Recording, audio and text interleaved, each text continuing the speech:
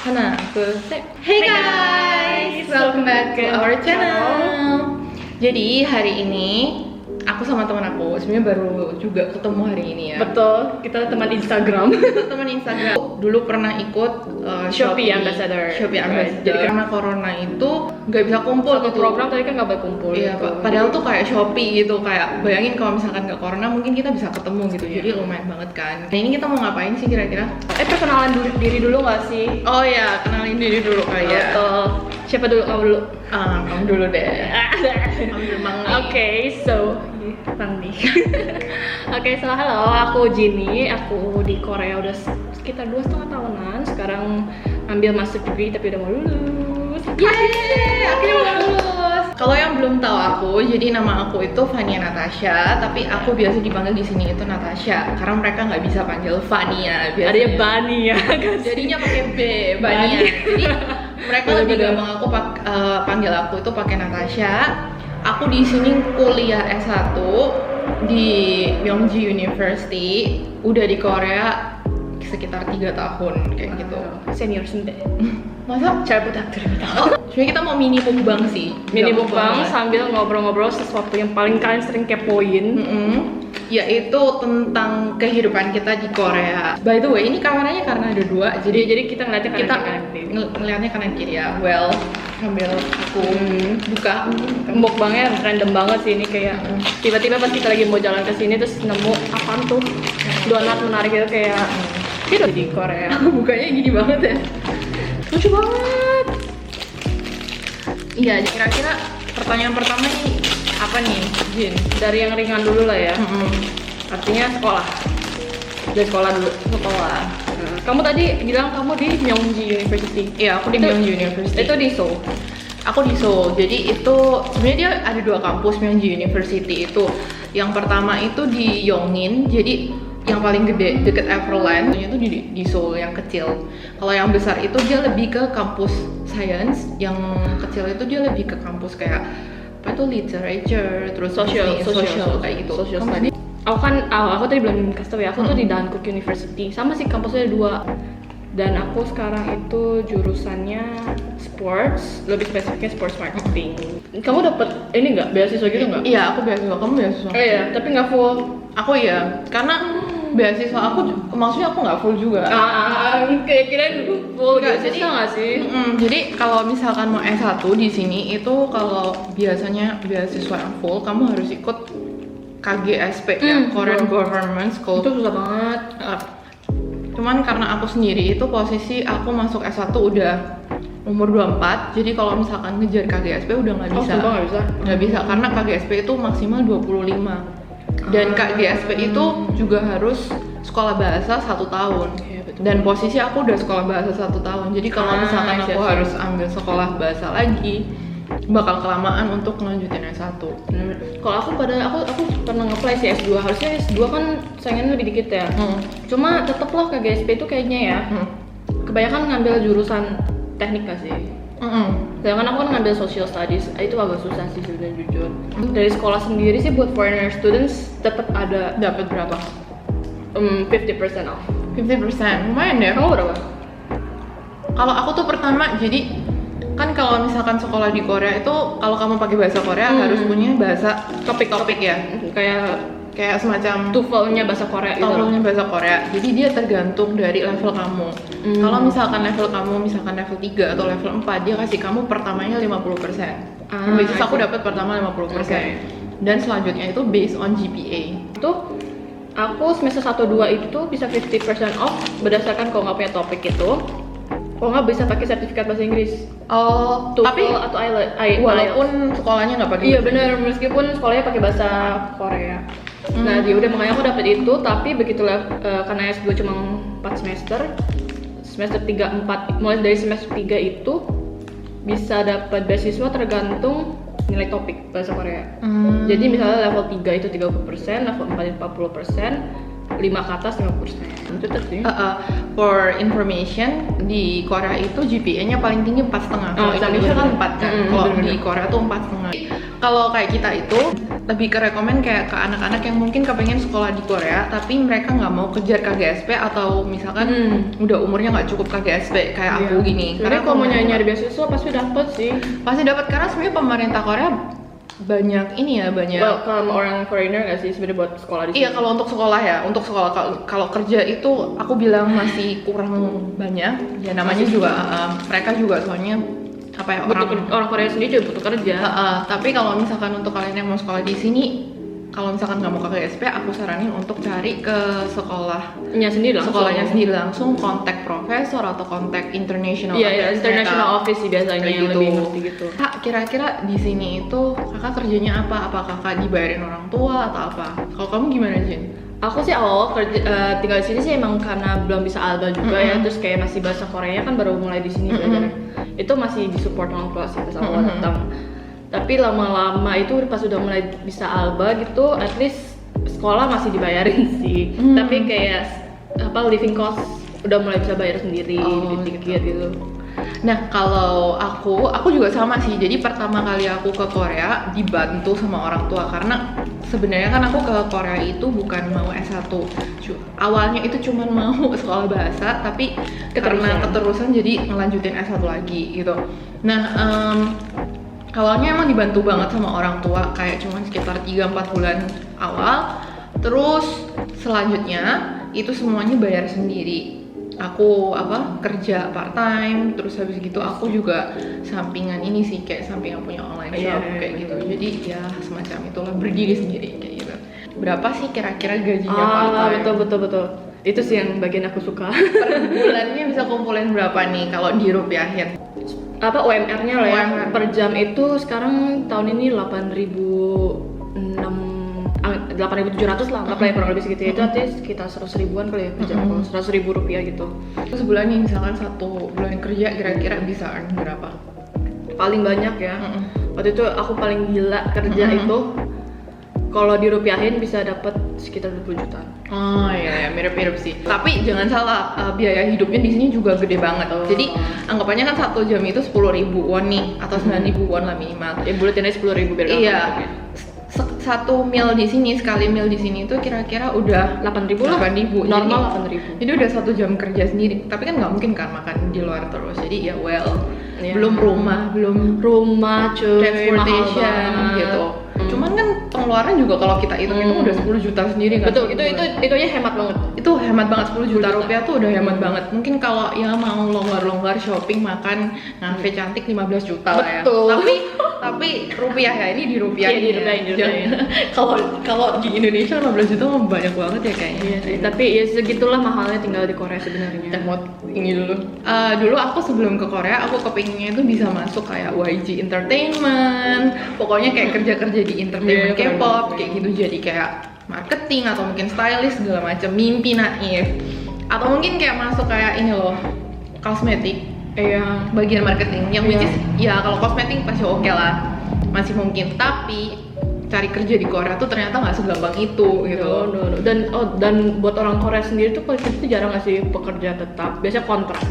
Sering banget kontrak. Dan ternyata kerja sebagai foreigner itu gimana kan perlu visa. Terus kalau kamu kerja di Korea itu kamu harus bisa bahasa Korea. Kecuali kalau mungkin dia tuh bener-bener butuh kamu punya skill yang bener-bener nggak semua orang lain punya, mungkin dia bakal terima kamu nggak bisa ngomong Korea. Tapi in general mereka nggak ngomong Inggris, jadi at least you have to speak kayak minimal amount of kayak Korean language gitu.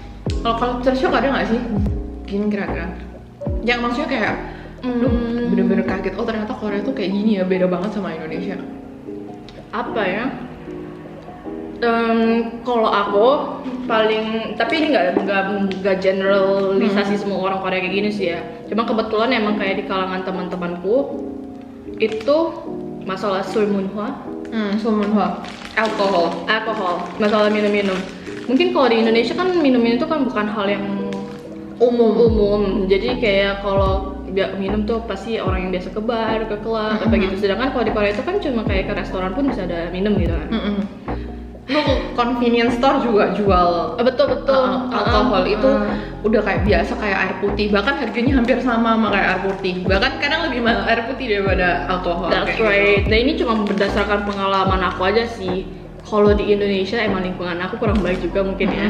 Kalau aku minum sama ada cowok, itu tuh pasti banyak yang nyari kesempatan gak sih? Iya, ya karena kan kalau misalkan orang udah high, ya dia gitu nggak terlalu bisa kontrol. Nah, itu yang satu yang bener-bener aku respect banget ya, teman-temanku juga baik sih mungkin di sini ya, emang lingkunganku baik di sini.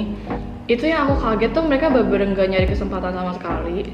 Dia pada bener-bener kayak mabang tuh bisa sampai malam gitu, tapi emang masih daerah sekolah sih, jadi pulang juga deket apa gitu. Mereka tuh bener jagain, kayak misalnya kalau lagi winter dikasih jaket lah apa kayak gitu-gitu, bener-bener Jini kencana, kayak nanya-nanya terus. Oh, itu sering banget gak sih kalau orang sini tuh cowok tuh pasti nanya kayak kencana kayak gitu.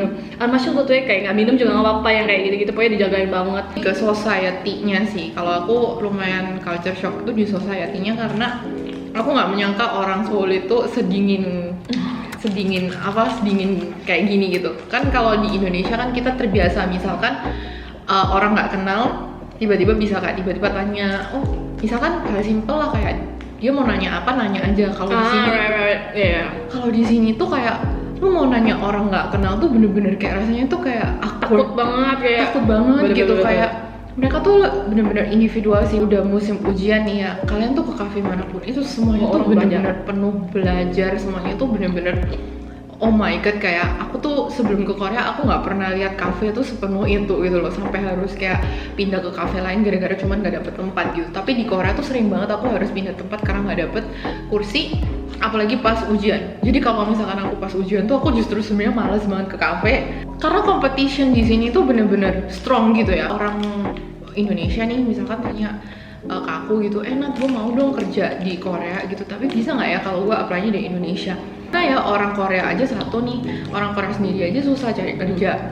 Terus kedua kita yang lulusan Korea di sini, terus bahkan foreigner yang Koreanya pinter pun itu nggak menjamin gitu bakal dapet kerja karena mereka sendiri orang lokalnya gitu juga butuh kerja. Ya logikanya kenapa dia harus hire foreigner, susah-susah visa, bayarin visa, bayarin asuransi kalau dia bisa panggil orang lokal yang nggak usah dibayarin kayak gitu kayak gitu. Apalagi kan komunikasinya kan mereka pasti lebih nyaman antara Korea sama Korea daripada Korea sama foreigner kayak gitu sih. Kalau misalkan bukan ngomong sekarang ya, untuk masa tua lebih enak di Korea apa di Indonesia? Di Indonesia. Iya, aku juga mikir. Aku cuma mikir sampai at least kalau udah punya anaknya SD lah, mulai SD lah. Aku kayak kasihan gitu kalau dia sekolah di Korea. Gila banget sekolah di sini kayaknya. Iya ya, menurut aku tuh kayak gini. Gitu. Menurut aku tuh jadi sebenarnya di Korea itu kan sebenarnya sudah banyak ya orang Korea yang menikah sama foreigner dan segala macam. Tapi kalau aku lihat berita-berita lokal, itu mereka masih kayak diskriminasi gitu loh sama foreigner. Ada anak yang kena bully cuman gara-gara mamanya atau papanya itu foreigner. Iya, aku baca berita itu. Aku lumayan kenapa sih kayak harus sampai gitu. By the way karena Korea itu dia nggak punya suku ya istilahnya atau ras ya. Ya kan kalau misalkan kita di Indonesia kan kita ada suku ini atau ras ini kayak macam-macam gitu. Ya, jadi udah biasa sama diversity. Diversity, makanya kita punya Bhinneka Tunggal Ika. Tapi di Korea tuh nggak punya kayak gitu. Di Korea itu semua satu suku, orang Korea dan namanya tuh suku Han Minjuk kalau bilang. Oh my god, aku nggak tahu gitu. Karena aku pas waktu autumn pas sekolah bahasa itu aku kayak diajarin gitu loh. Jadi aku juga baru tahu, oh makanya kenapa ya semua orang Korea tuh mirip-mirip karena mereka nggak punya suku atau ras yang lain. Jadi semuanya itu kelihatan mirip. Tahu pernah nggak sih pacaran sama opa? Kayak gini udah aku menjadi tidak baik. Kenapa? Enggak sih, kayak aku jujur sebelum ke Korea tuh nggak berpacaran. PDKT cepet banget. Kayak lu pergi kayak date 3 kali. Mereka kan ada yang bilang kayak 3 kali. Setelah date 3 kali nentuin gitu kan kayak jadian apa bye bye gitu kan. Cepet banget pacaran. Nah setelah pacaran kan sambil mengenal gitu kan lama-lama nggak my style. Maksudnya kayak kebiasaannya kayak ya lama-lama tuh bosen gitu yang cuma kayak gitu-gitu doang karena dia orang kerja, terus aku tuh kayak sekolah, jadwalnya nggak ketemu, apa yang kayak gitu-gitu sih. Jadi akhirnya ya udah bye bye dan putusnya kayak ya udah putus aja. Jadi sebenarnya alasan ininya putusnya gara-gara bosen aja gitu, kayak jenuh gitu ya. Iya. Nggak ada something. Image gue nggak baik kan kayak kesannya bosenan. Well, tapi bosan itu kan in a relationship kan pasti ada gitu. Iya Cuma sih. tergantung orangnya. Kalau Tapi misalkan emang kayak kedepannya emang mikirnya kayak nggak ada yang bisa pertahankan juga. kayak nggak ada bagusnya juga sih dilanjutin gitu. Jadi ya udah. Bedanya apa gitu kira-kira Sama Indo.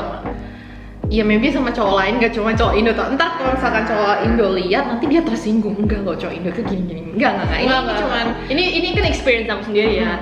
Pas selama aku di Indo sama di Korea. Kenapa aku di Indo nggak pernah pacaran? Karena cowok Indo tuh nggak tahu sih yang deket sama aku ya. Itu nggak pernah nembak-nembak, boy. jadi malu-malu gitu. Atau kayak ngajak jalan terus gitu kan. Tapi tuh nggak pernah confession. Ngegantung gitu berarti. Jadi Kayak gitu semua sih yang aku ketemuin sih. Jadi kalau cowok Korea lebih kayak straight to the point. Bener, itu sih yang kayak jomplang banget sih. Kalau cowok Korea cepet banget, orang Indo lama banget. Maksudnya kayak aku bener, aku deket sama cowok tuh bisa sampai 6 bulan. Tapi nggak ada kejelasan gitu. Ya. Dan aku orangnya nggak tau, dulu sih mungkin masih muda sih. Jadi kayak gengsinya tuh masih tinggi banget gitu. Kayaknya sampai sekarang gengsi lo masih tinggi deh. Iya, tapi udah much better. Tapi makin tua tuh udah mulai dikit-dikit kayak ya gue suka sama lo, apa kayak gitu ada dikit-dikit. Pernah macam-macam sih sebenarnya, kayak lebih awalnya tuh kayak ada yang ketemu langsung. Jadi pernah juga nih ketemu sama cowok. Jadi dia itu orang Korea tapi dia tinggal di Indonesia 7 tahun. Dia di Bandung. Wah. Kita cuma pernah ketemu sekali kan. Terus ya aku nganggap dia sebagai temen dong. Kayak ya karena aku masih open terhadap semua orang gitu. Aku suka ketemu orang baru, aku suka cari teman, apalagi kan karena waktu itu tahu gitu dia orang pernah tinggal di Indonesia gitu. Jadi aku kepengen punya temen. Asik dong kalau misalkan punya orang Korea, teman orang Korea yang pernah tinggal di Indonesia. Bener. Tapi ternyata cuman 1 kali ketemu kan. Terus sisanya itu cuman kayak kontak-kontakan via WhatsApp karena aku juga sibuk kan sekolah part time gitu. Terus tiba-tiba dia kayak confess gitu, aku suka sama kamu. Jadi aku tuh kayak bingung gitu loh, kayak maksudnya Iya sih, kayak ya, I don't know you that much yet gitu nggak sih? Kalau cuma WhatsAppan doang. Iya, maksudnya kayak cuman baru ketemu sekali, chemistry nggak ada gitu. Terus tiba-tiba dia bisa confess kalau I like you, nano cuy gitu kalau bahasa Korea kan. Terus kok kayak anak SMP ya? Cuma aku kayak, doang. nah aku tuh tipikal orang kayak kalau misalkan udah digituin aku lumayan kayak ilfeel. Langsung gitu. awkward position gitu nggak sih? Awkward karena aku bingung harus respon apa, tapi intinya aku ngomong kalau misalkan aku cuma mau temenan sama dia. Sempet serem sih, ngejar terus. Aku udah ngomong, dia mulai kayak lumayan teror gitu di WhatsApp. Oh my god. Sampai aku harus blok WhatsApp-nya. Dia langsung kontak aku via Instagram. Kenapa WhatsApp aku kamu blok? Scary.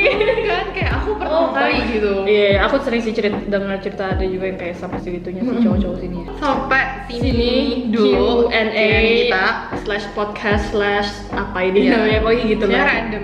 random talks gitu. I hope you guys enjoy it and don't forget to like and subscribe to our channel. Dan kalau misalnya kalian bisa ada pertanyaan yang kalian penasaran belum sempat kita bahas di sini, boleh tulis di komen. Okay, thank you guys for watching and stay safe. Bye bye. Bye bye.